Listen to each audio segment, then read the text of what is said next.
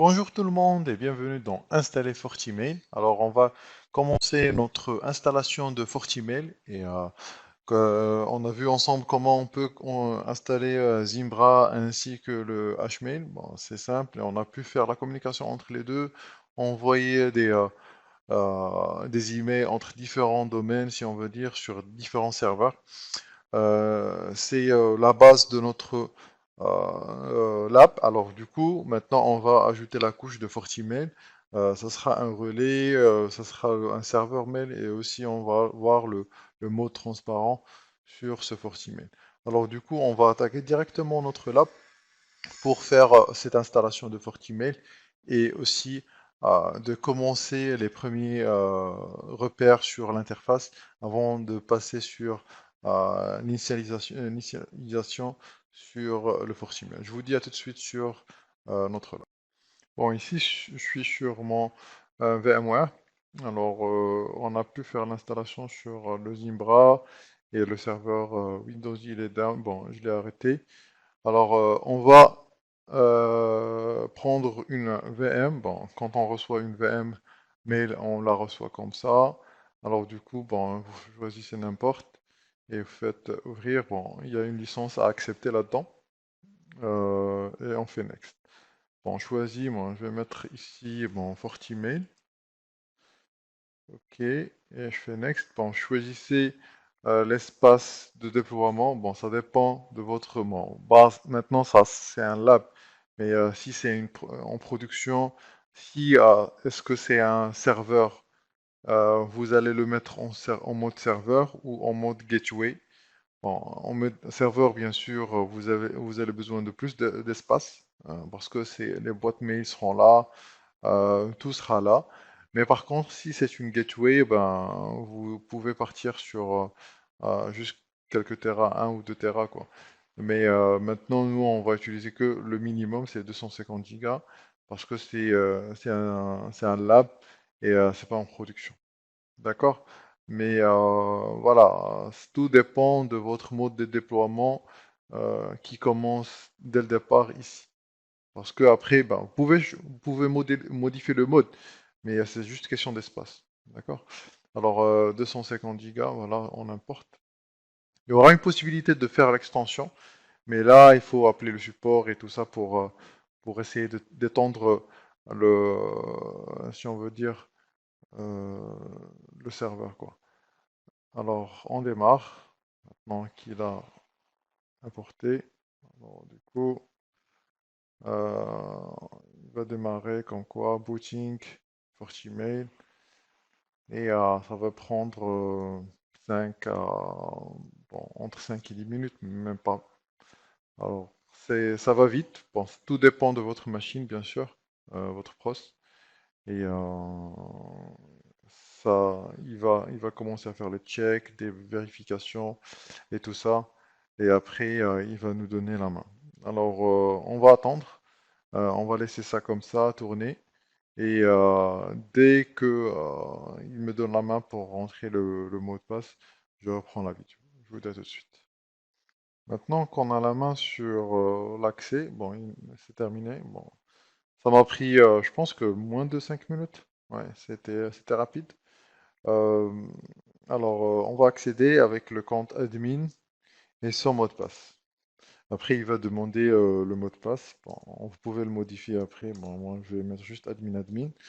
Alors là, pour euh, les commandes, c'est exactement les commandes de FortiGate qu'il utilise, plus ou moins. Du coup, on va utiliser la commande show system interface. Alors, pour nous montrer les adresses IP qu'il a, où ils sont configurés sur les différentes interfaces, on peut voir qu'il y a deux adresses IP, le 1.99 et le 2.99. Alors, celui-là, par défaut, bien sûr, sur tous les FortiGate, c'est toujours le 1.99. Alors, du coup, on va utiliser le même.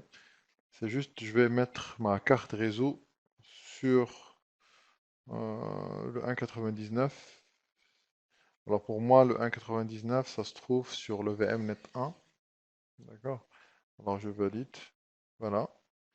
Et je vais essayer de faire un ping là-dedans, derrière. Bon, je laisse là. Bon, ça commence à pinguer maintenant.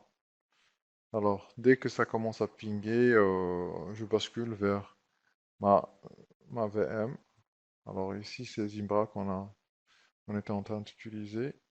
Alors ici, je vais partir sur HTTPS 192.168.1.99 et pour accéder au mode administration, c'est /admin. Voilà, il m'a donné la main. Alors, ce sera admin, parce que et voilà, je suis sur mon Fortimain. Vous pouvez voir que l'installation est vraiment très simple en VM. Bon, même pour l'appliance, vous branchez, vous démarrez, c'est simple. Alors, l'interface la première interface, elle a toujours cette adresse IP. Ouais, je voulais juste vous montrer ça, mais normalement, c'est 99% si on veut dire des Fortinet Equipment, ils ont le même adressage. Bon, si je me trompe euh, pas. Alors du coup, je suis sur la version 6.4.1. Et ici, si je descends plus en bas, je peux voir la trial. Alors la trial, c'est 15 jours. D'accord? Alors par défaut sur une VM, on va utiliser on va essayer d'utiliser cette trial pour travailler.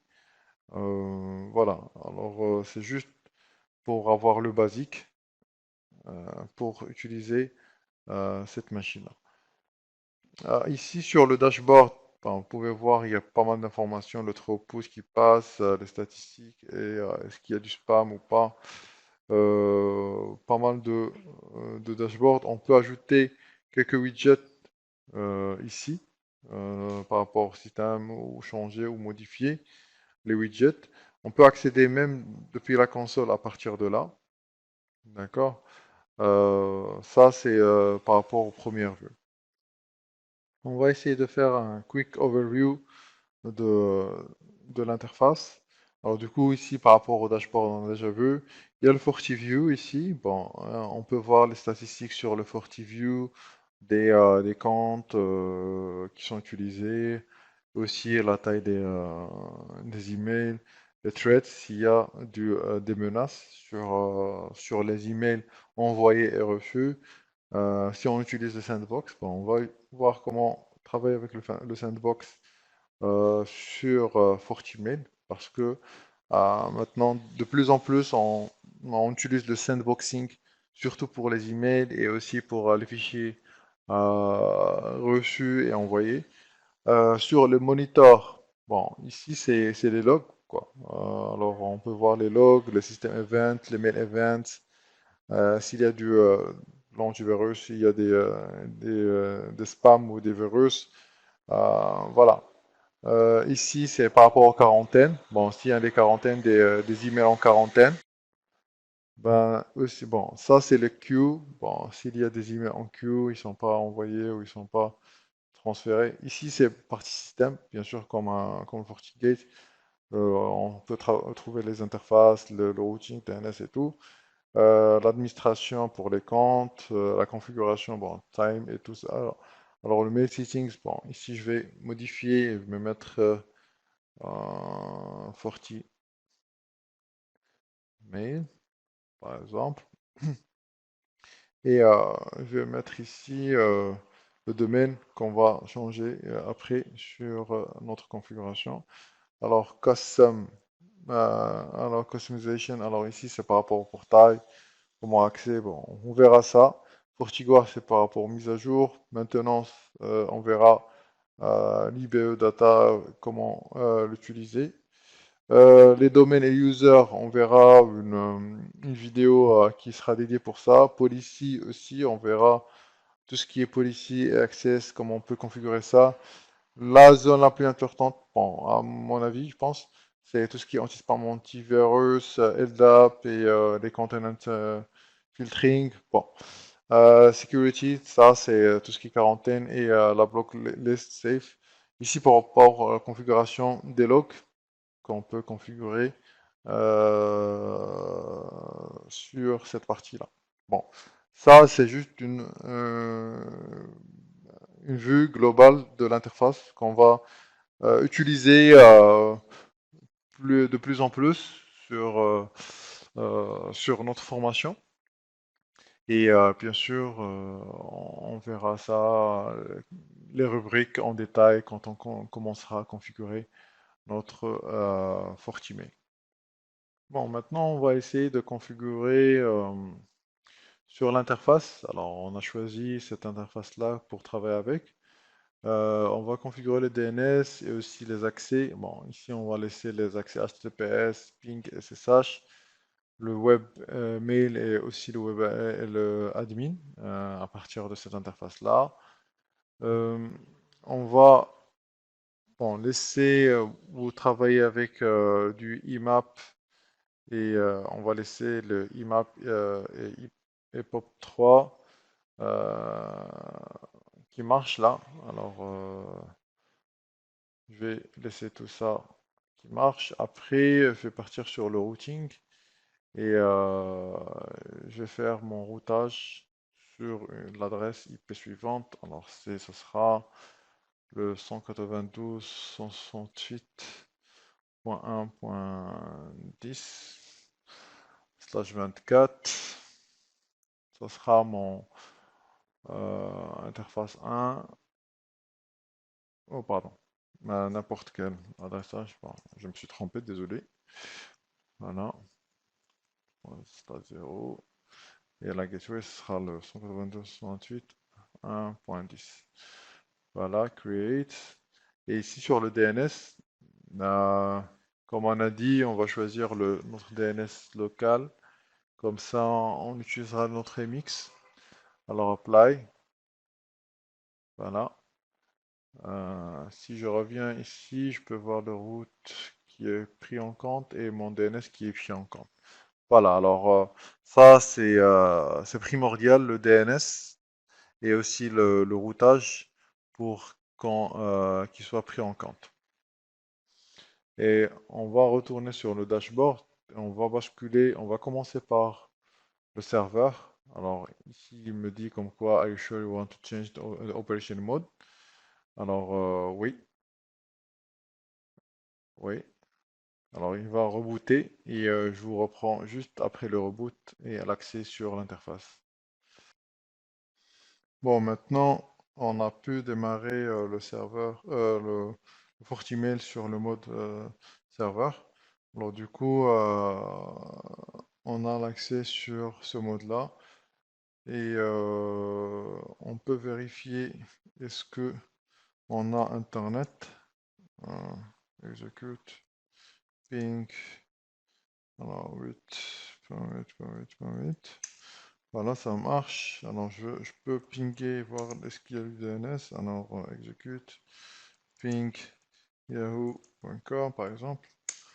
Et ça ping. Alors, du coup, DNS marche, le ping marche, Internet marche.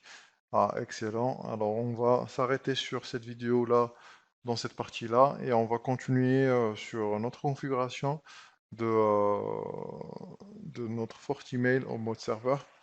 Bien sûr, sur les prochaines vidéos. Je vous dis à tout de suite ou à très bientôt sur alform.com. Merci, au revoir.